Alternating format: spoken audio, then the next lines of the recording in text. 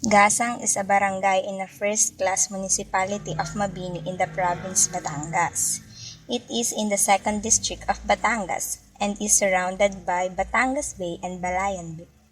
It is a small barangay with a population of approximately 4,000 people.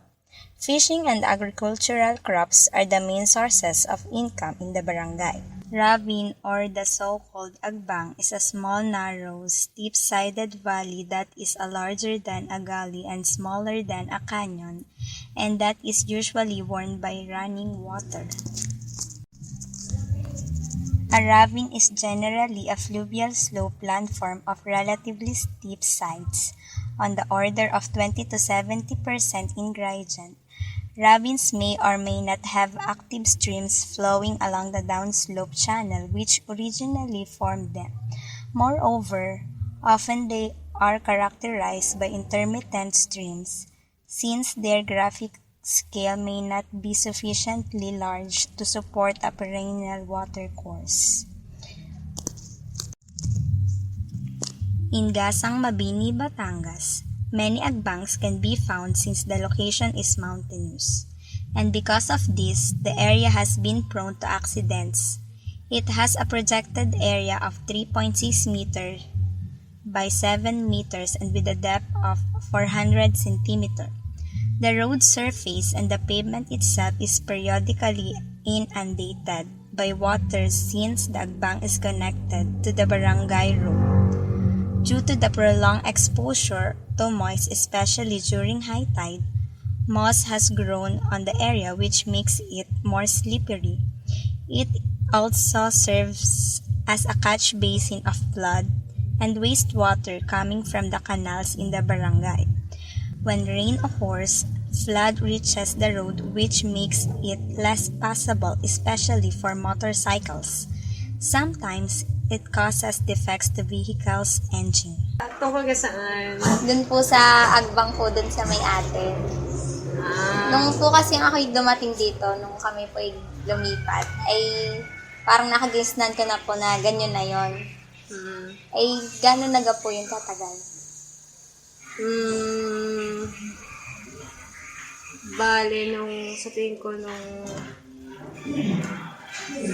ba ako nag-start na mapunta doon?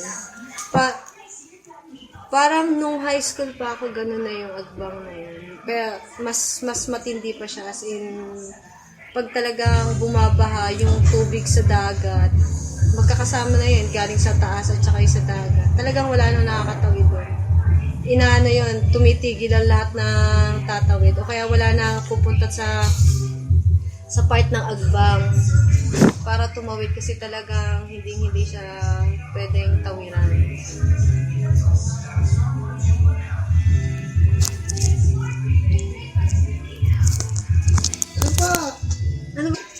Sa tingin niyo po ay paano po yung sasolusyonan? Dahil po diga po din ay maraming na-aksidente. Dahil po lumutin tapos putitin dahil pag naulan. Tsaka laging basa. Kaya Kasi ang ginagawa lang ng mga barangay officials doon sa tingin ko nilalagyan lang nila ng Patong. ng patong, tapos patong, Pero pag ganyan pa din. patong ulit. So dapat parang lalagyan ng ano ba yung kanal? culvert. Oo. May kanal po sa ilalim. Oo, tapos may kanal sa ilalim para at least maging pantay siya sa sa daan. Itaas yung tapat na yun. Oo nga po. Parang ganun po sa talaga. Oo. Itaas siya ng para hindi siya masyadong para kahit na naulan, Nakakatawid nakakatawid yung mga pa rin. ng Oo. yung mga Sasakyan. Kasi mahirap din na malay mo, dumating din yung time na kailangang, ewan natin, di ba? Panahon ngayon kakaiba. Kailangan magtawiran din yung mga nandun, magpunta ng bayan, kung ano man, kasi malapit yung place natin sa dagat. Dapat maka-evacuate.